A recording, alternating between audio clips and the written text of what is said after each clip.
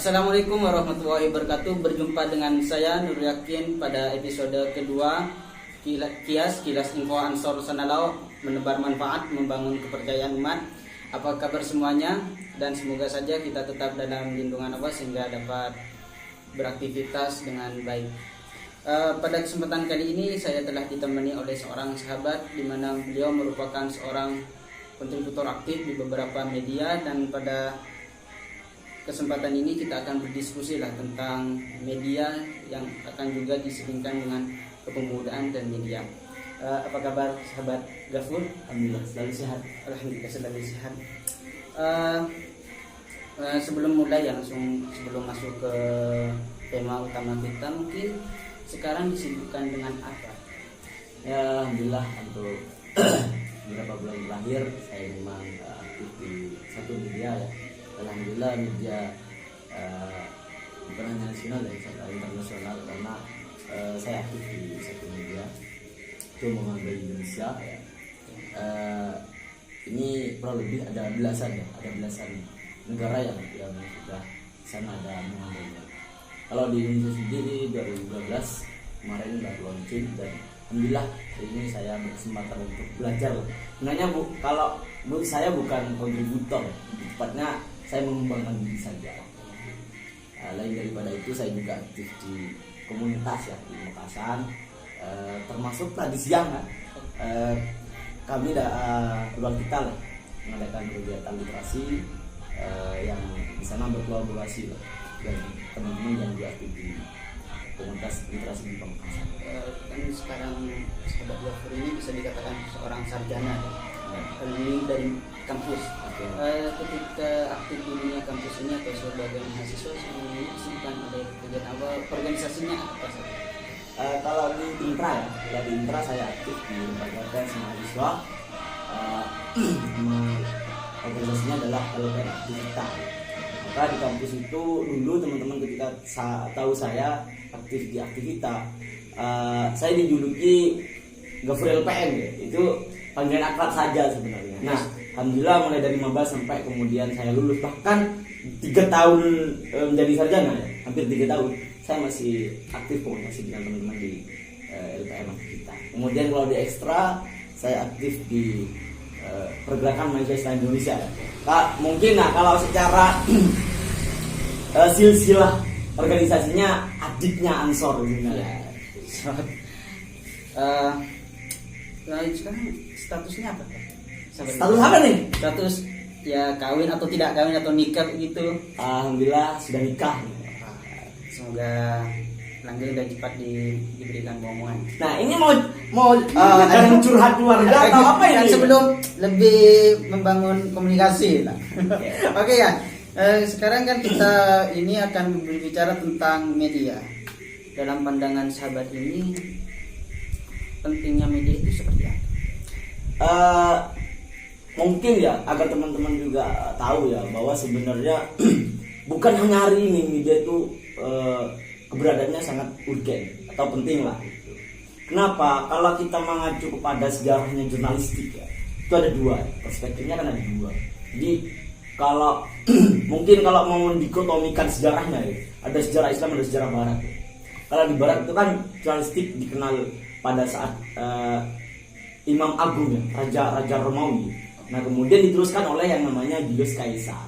Julius Caesar ini adalah raja yang kemudian menggaungkan istilah jurnalistik sebenarnya. Tapi pada waktu itu bukan dikenal dengan jurnalistik, enggak.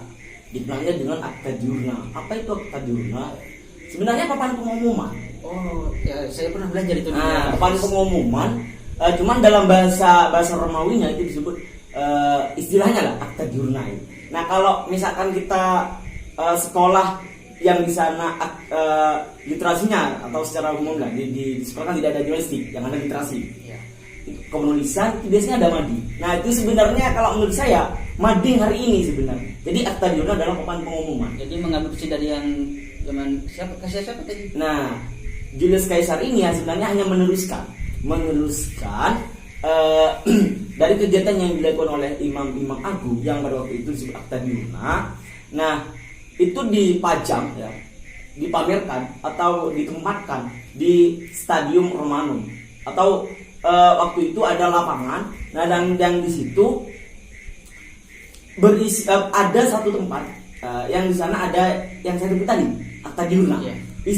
Isinya adalah informasi dari kerajaan kepada masyarakat kerajaan, baik itu dari internal kerajaan ataupun juga kepada rakyat yang dalam tanda kutip ya, kekuasaan dari kerajaan Romawi. Nah, itu perspektif barat. Nah, tahunnya berapa? Yang saya ingat itu 100 sampai 44 sebelum Masehi. Jadi sebelum kalender Masehi ini ada, jurnalistik sebenarnya ada. Nah, tetapi serapan kepada bahasa-bahasa yang lain kemudian menjadi de jure ya, kayak di Prancis kan, dengan de jure. Nah, ke Indonesia sendiri menjadi jurnalistik. Nah, itu yang pertama yang saya katakan kalau mau mendikotomikan sejarahnya. Sejarah yang kedua, versi Islam. Nah, sejarah Islam sendiri kalau kita kenal Nabi ya, dari 25 Nabi, mungkin yang pernah teman-teman tahu yang menulis ya, yang kemudian mengirimkan surat kepada Ratu Bilqis adalah Nabi Sulaiman. Nah, sebenarnya bukan Nabi Sulaiman yang saya katakan sebagai cikal bakal sejarah jurnalistik kalau dalam perspektif Islam, tapi Nabi Nuh. Gimana sih sejarahnya ya? Kayak saya coba ya. Begini sebenarnya. Nabi Nuh ketika selesai atau banjir pada waktu itu yang sebelumnya sudah menerima mukjizat bisa membuat kapal di atas bukit ya, air bah. Nah, air bah. Nah, jadi Nabi Nuh itu ingin mendapatkan informasi apakah air sudah surut atau tidak. Nah, maka kemudian Nabi Nuh karena juga memiliki keistimewaan untuk kemudian berkomunikasi dengan burung-burung, dengan beberapa binatang ya, maka diutuslah salah satu burung. Saya lupa nama burungnya apa, tapi kan kalau di Nabi Sulaiman disebut burung hudhud ya. Nah, kalau Nabi Nuh ini saya nggak tahu, artinya saya lupa lah namanya. Nah, apa yang diminta oleh Nabi Nuh kepada burung itu untuk mencari informasi di mana tempat atau lebih tepatnya air bah ini sudah surut atau tidak. Nah, maka burung pun membawa informasi bahwa air bah sudah surut dengan tanda bahwa ada ranting-ranting kayu yang sudah bermunculan. Tapi bukan berarti airnya sudah surut secara total, hanya ada ranting-ranting kayu yang bermunculan. Nah, itu yang kemudian menjadi dasar bahwa sebenarnya dalam Islam sendiri memiliki sejarah tersendiri terkait dengan jurnalistik sendiri. Kalau mendengarkan penjelasan dari sahabat Ghafur tadi mengatakan bahwasanya jurnalistik ini sudah jauh-jauh dari zaman dahulu sudah ada. Nah, tetapi dari usia dari perkembangan jurnalistik ini terkadang tidak disimbangi oleh penguasaan terhadap medianya. Jadi mungkin sahabat Ghafur ini mempunyai trik atau langkah-langkah sehingga pemuda memiliki penguasaan yang optimal atau maksimal di media yang ingin disampaikan kepada para pemuda, khususnya para pengurus GP Ansor Sangalau. Oke. Nah, terus terang ya, kalau saya bicara jurnalistik dimanapun, apalagi di podcast ini ya, podcastnya Ansor Sangalau ya, selamat untuk teman-teman Ansor Sangalau ya, yang sudah punya podcast ini. Oke, tepuk tangan dulu. Saya senang sekali. Nah, artinya munculnya media ini, ya, walaupun kemasannya adalah podcast, ini menandakan bahwa pemuda Ansor memiliki kepekaan terhadap media itu sendiri. Artinya kalau istilah yang sering kita dengar adalah pemuda yang melek media. Nah, tetapi teman-teman perlu tahu juga bahwa sebenarnya media itu ada 3 fase. Jadi fase yang pertama adalah media cetak ya. Kemudian yang kedua muncullah elektronik, yang kemudian radio sebelumnya, kemudian disusul dengan visualnya yaitu televisi. Kemudian yang ketiga, nah hari ini apa? Cyber, online. Nah, makanya sekarang kalau bicara pengembangan media atau bahkan perkembangannya, media online sekarang seperti jamur yang kemudian tumbuh di musim hujan. Jadi muncul banyak, tetapi catatannya tidak kemudian semua media itu bisa kita percaya. Jadi begini, di dalam media itu sendiri sebenarnya, mohon maaf, ketika bicara media sebenarnya ada perusahaan. Yang namanya perusahaan jelas salah satu tujuannya adalah untuk ekonomi. Nah, ini yang kemudian saya katakan bahwa kepada teman-teman ketika melihat berita dalam berita ya, baik itu melalui grup WhatsApp yang di-share linknya gitu, jangan kemudian langsung share, tapi coba cek fakta. Pertama yang kemudian dicek, media apa yang memberita. Yang kedua, jurnalisnya siapa. Kemudian medianya sudah berbadan hukum atau tidak. Yang ketiga, yang keempat adalah apakah medianya ini sudah teridentifikasi oleh Dewan Pers.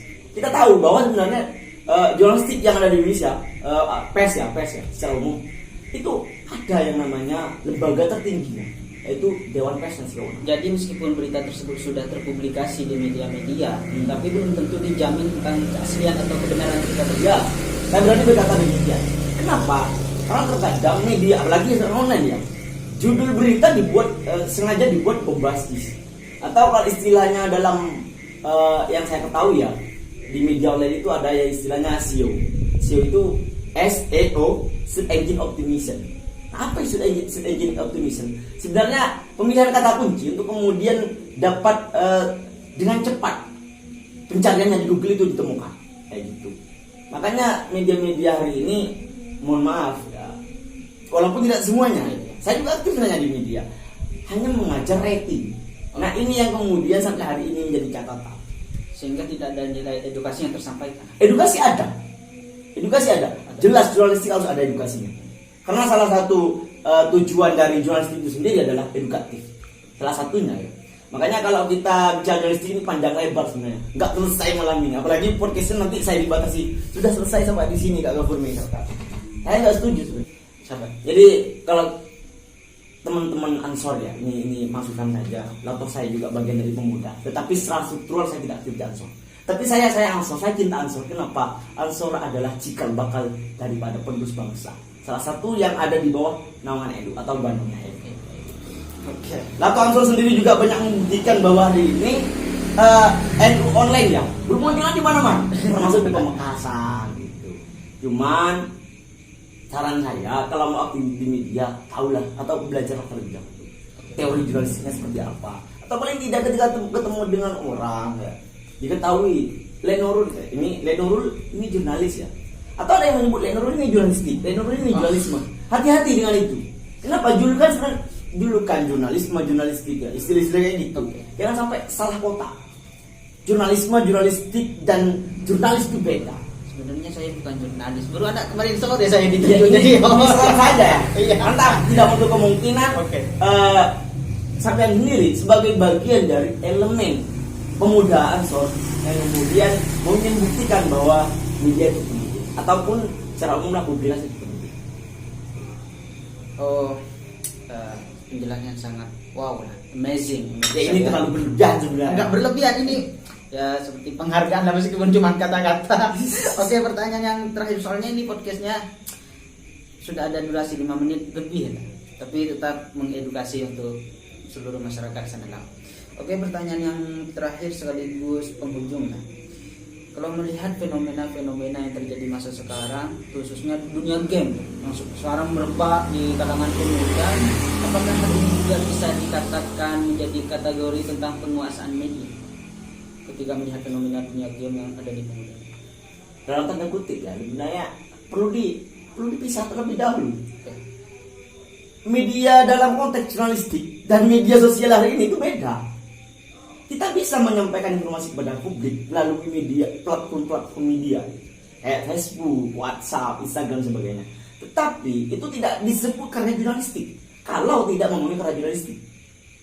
Contoh, sekadar sebar video kemudian dengan caption pendek, banyak tipu lagi. Nah ini yang perlu teman-teman juga perhatikan. Artinya ketika mendapatkan informasi di Facebook yang kemudian langsung di-share, kemudian jangan langsung dipercaya. Karena kalau dalam konteks media yang jurnalistik ya, yang pers ya, itu ada strukturnya. Mulai dari ini Injilnya tepat nggak peristiwanya, kemudian ini labnya judulnya tepat atau tidak, tanda bacanya tepat atau tidak, menulis judul apa kepanjangan atau gimana itu. Kemudian ada yang disebut dengan lead, body news dan food news atau kaki berita. Nah ini yang istilah-istilah seperti ini yang mungkin ya beberapa wartawan ya, mohon maaf ini tidak mengecualikan yang ada di Pamekasan. Maksudnya yang saya perhatikan banyak yang teman-teman kurang memperhatikan hal itu. Nah ini penting. Kalau misalkan tadi dikaitkan dengan game, saya rasa nggak ada kaitannya. Nggak termasuk. Enggak. Karena game tidak termasuk media. Game hanya media untuk hiburan. Makanya saya ingin bertanya, ini game apa yang dimaksud? Kalau misalkan ada ada remaja yang ketagihan main game, ya, kemudian sampai gila dan sebagainya muncul di media, tetap game itu tidak termasuk dari bagian dari media itu sendiri. Makanya ini juga kepada teman-teman Ansor Sanalao, suatu saat lah, silakan adakan pelatihan jurnalistik agar teman-teman yang ada di Ansor lah secara kota ya di Sanalao agar tahu ini masuk ke jurnalistik atau tidak. Sekalipun masuk jurnalistik, apakah ini ada yang disebut dengan cover set-nya? Itu. Apakah ini mengandung 5W1H? Jangan-jangan 5W1H-nya itu terpotong, terpangkas lah gitu. Nah, apakah ini sesuai dengan teori jurnalisme 9 elemen jurnalisme kata Bill Rosenstiel? Ini yang perlu diperhatikan. Makanya saya katakan nggak akan selesai itu malam. Kalau mengenai pelatihan seperti yang disampaikan oleh sahabat Gafur, mungkin nanti bisa dikomunikasikan lah dengan ketua umum sahabat Yadi. Jangan lupa sahabat Yadi pelatihan. Sudah tidak terasa ya Kak, sahabat Gafur ternyata ini terlalu singkat. Terlalu singkat memang, tapi ya mungkin lain kali kita bisa live lah. Amin bisa live secara live untuk podcast. Semoga apa yang sudah dijelaskan oleh sahabat Gafur yang meskipun katanya kurang singkat, tapi semoga saja tetap bermanfaat lah.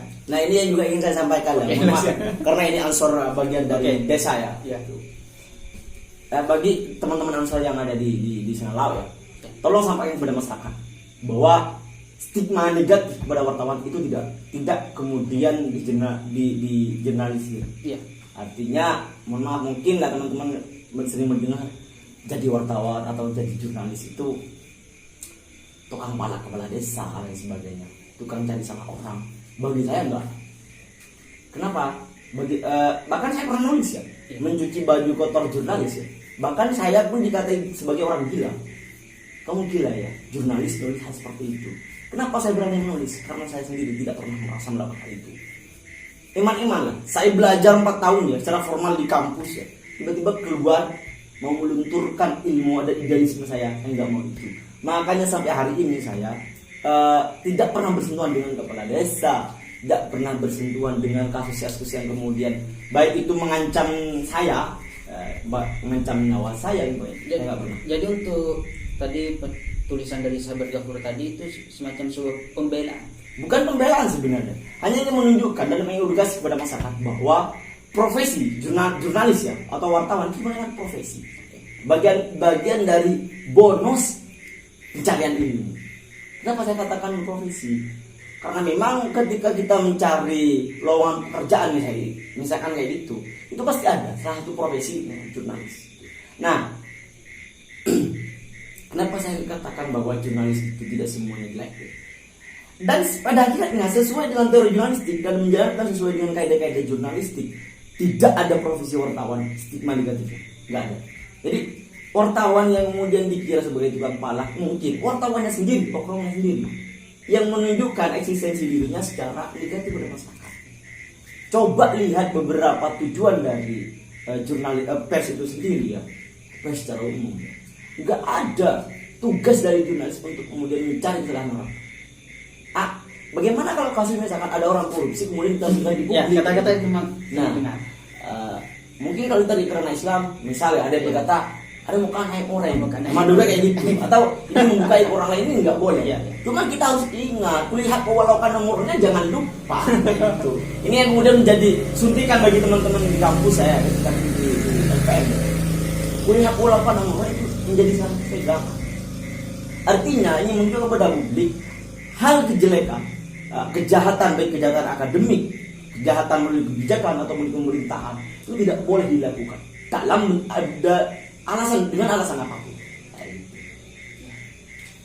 Terima kasih untuk sahabat Gafur atas waktunya, dan mungkin lain kesempatan tadi bisa diundang kembali ya di podcast ini, sebuah podcast yang sangat sederhana tapi memiliki niat yang besar.